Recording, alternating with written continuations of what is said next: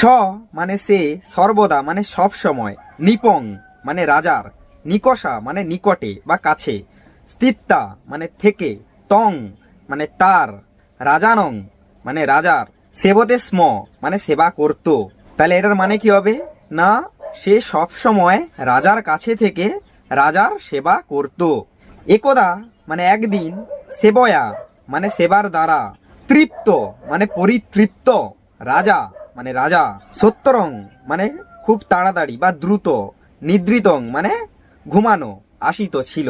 এক সময় পরিতৃপ্ত হয়ে রাজা খুবই শীঘ্রই ঘুমিয়ে পড়তেন। বানর হপি বানরটিও শয্যা পার্শ্বে মানে বিছানার পাশে, স্থিত্তা মানে থেকে, ব্যজনেন মানে পাখার দ্বারা, বায়ুং মানে বাতাস, বিদ্যাতি স্ম মানে আন্দোলিত করত।